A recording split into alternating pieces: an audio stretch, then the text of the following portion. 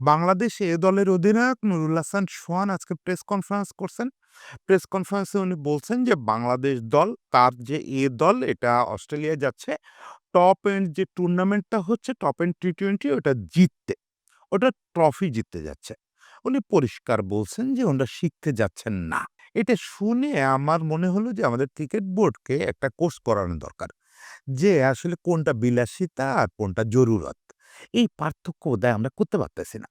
কোনটা শেখার জায়গা, কোন টুর্নামেন্টটা শেখার জায়গা আর কোন টুর্নামেন্টটা জেতার জায়গা, এই পার্থক্যটা আজও পর্যন্ত আমরা করতে পারলাম না। সোহান কথাটা বলছে বলে আমি সোহানরে আক্রমণ করতে চাই না। নিশ্চয়ই ম্যানেজমেন্টের এটাই সিদ্ধান্ত যে আমরা টপ এন্ড টি-20 ট্রফি জিততে চাই এবং এই সিদ্ধান্ত বলেই তো আমরা এইচপির বদলে এবার এ দল পাঠাচ্ছি। এই যে ব্যাপারটা, এই ব্যাপারটা মৌলিকভাবে একটা ক্রিকেট বোর্ডের স্ট্রাকচারের সঙ্গে কন্ট্রাডিক্ট করে এবং ক্রিকেটের যে প্রকৃত সংস্কৃতি হওয়া উচিত, সেটা এটা না। আমাদের জেতার জায়গাটা কোনটা? এই জিনিসগুলো আমাদের ফাইন্ড আউট করতে হবে। আগে এটা নিশ্চিত করতে হবে। প্রয়োজনে একটা লিস্ট করে টানায় রাখতে হবে। যেরকম সিটিজেন চার্টার টানায়, ওরকম ক্রিকেট বোর্ডের আসলে একটা চার্টার করে বোর্ডের বাইরে টানায় রাখা উচিত। যে একটা ক্রিকেট বোর্ডের কোন টিম জেতার জন্য খেলবে, কোন টিম শেখার জন্য খেলবে। দেখেন আমরা ন্যাশনাল টিমে যাই, গিয়ে বলি যে আমরা শিখতে আসছি। আমাদের দর্শক, আমাদের ম্যানেজমেন্ট সবার ভিতরে এরকম একটা ব্যাপার থাকে যে আমরা এমন উইকেট বানাবো যাতে আমরা এখানে পেস বোলিংটা শিখতে পারি। এখানে আমরা স্পোর্টিং উইকেটে খেলা শিখতে পারি। আপনার ন্যাশনাল টিম তো শেখার জায়গা না। এটা আগেও একদিন আমার অন্য একটা কনটেন্টে বলছি। ন্যাশনাল টিম হচ্ছে জেতার জায়গা। ন্যাশনাল টিমে আপনাকে জিততে হবে। এনি হাউ জিততে হবে। কোনো অসৎ পথ অবলম্বন না করে যতদূর আইনে পারমিট করে সেটা করে আপনাকে ম্যাচ জিততে হবে, সিরিজ জিততে হবে, ট্রফি জিততে হবে। জায়গায় আসেন। শুধু ন্যাশনাল টিমটা হচ্ছে আপনার জেতার জন্য। বাকিগুলোর প্রত্যেকের ভিন্ন রোল আছে। আপনি যখন একটা আন্ডার 13 দল করেন, ওদেরকে জয়ের ব্যাপারে কথাই বলা যাবে না। এ ব্যাপারে কোচদের ফিলোসফিক্যালি শিক্ষা দেওয়া হয়। এই যে লেভেল 1, 2, 3 করানো হয়, ওখানে বলেই দেওয়া হয়। চ্যাপ্টার করে বলে দেওয়া হয় যে কোন বয়সী বাচ্চাদের আপনি কোন লেভেল পর্যন্ত ফাইট শিখাবেন, কোন লেভেল পর্যন্ত কম্পিটিটিভনেস তার মধ্যে ঢুকাবেন। একটা ১৩ বছর বয়সী বাচ্চা কখনোই যেন কম্পিটিটিভনেস এর এমন জায়গায় না যায় যে যেকোনো মূল্যে জিততে হবে এই জিনিসটা ওর ভিতরে ঢুকে যায়। এইজন্য এজ লেভেল ক্রিকেটগুলোকে ধাপে কম্পিটিটিভ করা হয়। আন্ডার 19 আন্ডার 19 কে প্রকৃতপক্ষে শুধুমাত্র জিততে হবে সেই জায়গা? না, পৃথিবীব্যাপী আন্ডার 19 তা না। শুধু বাংলাদেশ সহ ২-১ টা দেশ তারা আন্ডার 19 বিশ্বকাপটাকে নেয় একটা ট্রফি হিসাবে। যে ওখানে এমন একটা টিম পাঠাইতে হবে যে আমরা যেন জিতে ফিরতে পারি। বেশিরভাগ দেশ যাদের ক্রিকেট কালচার আছে তাদের সোজা কথা, আন্ডার 19 এ গিয়ে ট্রফি জিতো, খুব ভালো কথা সেলিব্রেট করব। ট্রফি জিততে পারো না, তোমাদের কেউ কিচ্ছু বলবে না। কি করছো? প্রসেসটা কি করছো? কম্পিটিটিভনেস দেখাইছো কিনা? ওইটা কিন্তু রিভিউ করব। এই হচ্ছে ব্যাপার। এবং এজন্য কি করছে জানেন আজকাল? অস্ট্রেলিয়া, ইংল্যান্ড, ইন্ডিয়া এরা নিয়ম করে দিচ্ছে যে তুমি যদি ১৬ বছর বয়সেও একবার আন্ডার 19 খেলে ফেলো, আর খেলতে পারবা না। দেখেন আমরা একটা খেলোয়াড় যতক্ষণ বয়স পারমিট করে, আমরা চেষ্টা করি ৩ বার ৪ বারও যেন পারলে ওয়ার্ল্ড কাপ খেলে। ৩-৪ বার কেউ পারে না। ২ বার সবাই খেলে। আমাদের স্টাররা সবাই ২ বার খেলে।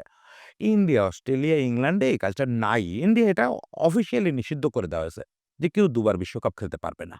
ওদের টার্গেটই থাকে যে ওখানে কম্পিটিটিভনেস এর চূড়ান্ত রূপটা শিখে আসা, করে আসা, দেখায় আসা। সেটা করতে গিয়ে তো হেরে যেতে পারি। ফলে ওখানে ট্রফি জয়টা মূল ব্যাপার না। একই কথা প্রযোজ্য এই টপ এন্ড টি-20 র মতো টুর্নামেন্টগুলোতে। টপ এন্ড টি-20 টা কি? কারা খেলে? এখানে খেলে হচ্ছে মূলত বিগ ব্যাশের একাডেমি টিমগুলো। বিগ ব্যাশের যে টিমগুলো আছে প্রত্যেকের একাডেমি টিমগুলো খেলে। প্রত্যেক টিমে ২-৩ জন খেলোয়াড় সিনিয়র মেম্বার থেকে মানে মূল স্কোয়াড থেকে রাখার চেষ্টা করা হয়। কোনো টিম রাখতে পারে না।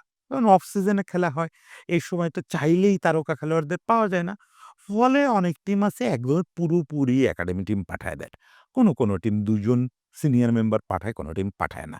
আর কারা যায়? পাকিস্তান শায়েন্স যায় কয়েক বছর ধরে। পাকিস্তান শায়েন্স মানে পাকিস্তান এ দল। এখন ওরা কি তাহলে ওখানে এ দল পাঠায়? না। আপনি পাকিস্তান শায়েন্সের এই টিমটা দেখবেন যে টিমটা এই টপ এন্ড টি-20 খেলে আর প্রকৃত পাকিস্তান শায়েন্স দেখবেন যেটা ওরা বিভিন্ন এ দলের টুর্নামেন্টে পাঠায়। দুটোর মধ্যে ডিফারেন্স আছে। এটা অ্যাকচুয়ালি পাকিস্তান শায়েন্সের একটা ইয়াঙ্গার ভার্সন। সেটাকে ওরা এখানে পাঠায়। হ্যাঁ, নেপাল হয়তো এবার যাচ্ছে, নেপাল হয়তো তাদের জাতীয় দলও পাঠায় দিতে পারে। আমার কিছু যায় আসে না। নেপাল ওই লেভেলেরই দল যে তারা ওখানে যাবে ন্যাশনাল টিম পাঠায় শিখবে। সবাই ওখানে যায় শিখতে। এই বিগ ব্যাশের টিমগুলো কম্পিটিটিভনেস শেখে এখান থেকে ওদের একাডেমির ছেলেরা। আর বিদেশি যে দলগুলো আসে তারা যায় অস্ট্রেলিয়ার এই কন্ডিশনে কিভাবে টি-20 আরো ভালো খেলা যায় সেটা শেখার জন্য। সেখানে আমরা কি করতেছি এবার? আমরা গতবার কিন্তু একটা প্রপার টিম পাঠাইছিলাম। যে টিমের আসলে এরকম টুর্নামেন্টে অংশ নেওয়া উচিত। তারপরেও আমাদের টিমটা বাকিদের চেয়ে একটু তারকাবহুল ছিল। ওকে তারপরেও ঠিক আছে। আকবরের নেতৃত্বে আমরা একটা এসপি টিম পাঠাইছিলাম এবং ওই ট্যুরটা থেকে আমরা কত কি শিখছি তার প্রমাণ এখনকার টি-20 দল। ওখান থেকে বেশ কয়েকটা ছেলে, শামীম সহ বেশ কয়েকটা ছেলে পরে ন্যাশনাল টিমে চলে আসছে। মানে ওটা আমাদের একটা পাইপলাইন হিসেবে কাজ করছে। একটা শিক্ষা হিসেবে কাজ করছে। এবার আমরা কি একটা হাস্যকর কাজ করলাম দেখেন? একটা দল পাঠায় দিচ্ছি। নামে কিছু যায় আসে না। আমাদের কখন কোন দলের কি নাম রাখে আমি খেয়ালও রাখতে পারি না। কোনো সময় দল বাংলা টাইগার্স হয়ে যায়, কোনো সময় বাংলা টাইগার্স এসপি হয়ে যায়। নাম নিয়ে আমি কথা বলতেছি না। কিন্তু টিমটা কি হলো? সোহানকে ক্যাপ্টেন করে ৩-৪ জন ন্যাশনাল টিমের খেলোয়াড় সহ মোটামুটি একটা সিনিয়র দল পাঠায় দেওয়া হচ্ছে এখানে। কারণ কি এই টুর্নামেন্টের ট্রফি জিতে আপনার কি হবে? এটা আপনার ক্যাবিনেটে কি গুরুত্ব তৈরি করবে? এটা আপনার কি শোভাবর্ধন করবে? এটা আপনার মুকুটে কোন পালক হিসাবে যুক্ত হবে? এটা আপনি কারো বলতে পারবেন যে এটা একটা টপ এন্ড টি-20 জিতে আসছি। এটাতে আমার বিরাট একটা কৃতিত্ব উদ্ধার হইছে। কিচ্ছু হবে না। এটার কোনো মূল্যই নাই ট্রফি হিসাবে। হ্যাঁ, মূল্য আছে কি আপনি যদি কয়েকটা বাচ্চারে পাঠায় দিতেন, অস্ট্রেলিয়ান কন্ডিশনে কিভাবে খেলতে হয়, কিভাবে পেস বোলিং খেলতে হয়, কিভাবে পেস বাউন্স ইউজ করতে হয়, এগুলো শিখে আসতো তারা। প্রায় ১-১.৫ মাসের একটা টুর্নামেন্ট বিরাট একটা শিক্ষা সফর হতো। আপনি কয়েকটা সিনিয়র খেলোয়াড়দের পাঠায় দিচ্ছেন যাদের এই বয়সে আর শেখার কোনো দরকার নেই। যাদের এখন এক্সিকিউশন এর টাইম চলে আসছে। এক্সিকিউশন এর টাইম যায়। সোয়ানের কথা যদি বলেন, সোয়ানের আর কয়টা দিন আছে? এই সময় তাদেরকে আপনি এই টুর্নামেন্টে পাঠাচ্ছেন ট্রফি জিততে। আহা! কি বিশ্বকাপ আসছে আমার। আপনার ট্রফি জেতার জন্য টিম আছে তো। আপনার ন্যাশনাল টিম আছে, আপনার দল আছে।